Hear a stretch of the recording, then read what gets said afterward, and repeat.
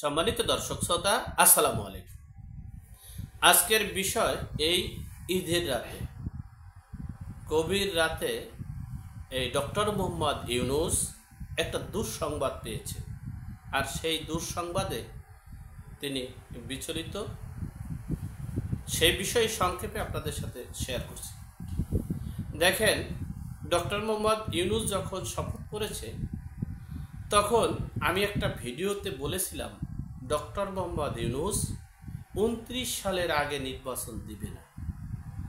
তখন আমাকে অনেকে বকাঝকা, ওপেন প্ল্যাটফর্ম তো বলেছে,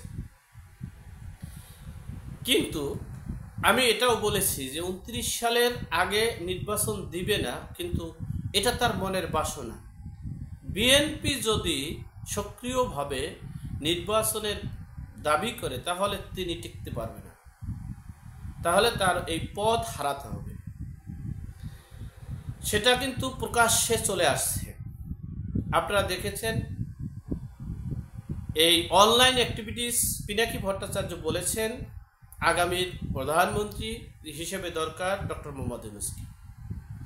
এই পিনাকি ভট্টাচার্যের শিষ্য আর এই ডক্টর মোহাম্মদ ইউনূসের শিষ্য সার্জিস আলম, তিনিও বলেছেন জনগণের নির্বাচিত প্রধানমন্ত্রী হিসেবে 5 বছরের দায়িত্বে দেখতে চায়। স্পষ্টই হয়েছে বিষয়টা। এখনই নানান জল্পনা কল্পনা শুরু হচ্ছে। বিএনপির এখন কানে পানি গেছে। আমি অধম মানুষ, বিএনপিকে আমি বলেছিলাম যে বিএনপি এই ডক্টর মোহাম্মদ ইউনূসকে ব্ল্যাঙ্ক চেক দিয়ে বিএনপির রাজনীতির পরিবেশটা ধ্বংস হয়ে যাবে। কারণ হলো বিএনপি ওই মামলা হামলা এই সেই থেকে মুক্তি পেতে পারে, কিন্তু বিএনপি যদি 6 মাসের বেশি সময় নির্বাচনের বাইরে থাকে তাহলে তাদের ভোট যা আছে তার অর্ধেক কমে যাবে বিভিন্ন কারণে। সেটা না হয় নাই বললাম, আপনারা এখন দেখতে পেরেছেন প্রতিদিন বিএনপির নেতাকর্মীরা, ছাত্রদল, যুবদল, বিএনপি, ছাত্রদল, মারামারি, কাটাকাটি, হত্যা, গুম, রাহাজানি সব কিছুই চলছে। যাই হোক, হঠাৎ করে ঈদের দিন মানুষ, ঈদের সময় আমার দৃষ্টিকোণ থেকে আমি বাংলাদেশের 64 জেলায় আমার শুভাকাঙ্ক্ষী আছে ইনশাল্লাহ। 64 জেলা থেকেই দেখেছি যে প্রতিটা বছর ঈদের যে মাইকিং, ঈদের যে নামাজের যে দোয়া, ঈদের যে গানটা, রমজানের ওই রোজার শেষে এলো খুশির দিন, সেই খুশি বাংলাদেশের মাটিতে নেই। তাহলে বুঝতে হবে যেই দিনটা চলে গেছে যেই আওয়ামী লীগের কারণে, তাহলে এই দেশের মানুষ কি চাচ্ছে।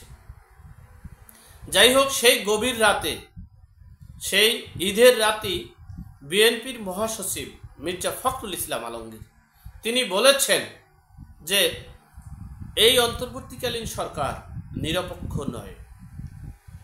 আর ছাত্রদের প্রতিনিধি, যিনি 3 জন ছাত্র প্রতিনিধির 1 জন পদত্যাগ করে কিংস পার্টির সভাপতি হয়েছেন, বাকি 2 জনের অর্থাৎ এই মাহফুজ আলম ও আসিফ মাহমুদ সজীব ভুইয়ার পদত্যাগ চাচ্ছেন। পদত্যাগ যদি না করে তারা রাজপথে আন্দোলনের ডাক দেবে।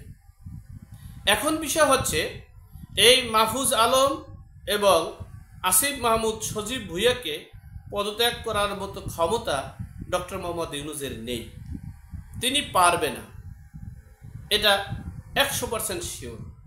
যদি না মাহফুজ আলম এবং আসিফ মাহমুদ সজীব ভুইয়া যদি না ইচ্ছা করে পদত্যাগ করে, আর যদি এই আসিফ মাহমুদ সজীব ভুইয়া এবং মাহফুজ আলমকে যদি পদত্যাগ করাতে না পারে, তাহলে দেখা গেছে ডক্টর মোহাম্মদ ইউনূসের সময় শেষ হতে পারে। আর যদি বিএনপি এই যে হুঙ্কার, এই হুঙ্কারে যদি বিএনপি ব্যর্থ হয়, তাহলে বিএনপির রাজনীতি এখানে শেষ। এখন দেখার বিষয় বিএনপি কতটুকু রাজনীতির মাঠ।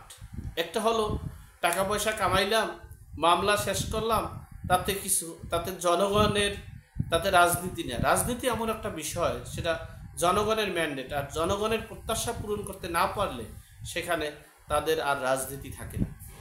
যাই হোক, সর্বোপরি কথা হচ্ছে এই যে আসিফ মাহমুদ, সজীব ভুঁইয়া ও মাহফুজ আলমের পদত্যাগের আলটিমেটামে রীতিমতো ডক্টর মোহাম্মদ ইউনূসের পায়খানা অর্থাৎ পশ্চাতে প্যাম্পাস পরা শুরু হয়ে গেছে এবং মুখে আবল তাবল শুরু হয়ে গেছে, কথাবার্তা ব্যালেন্স হারিয়ে ফেলছে।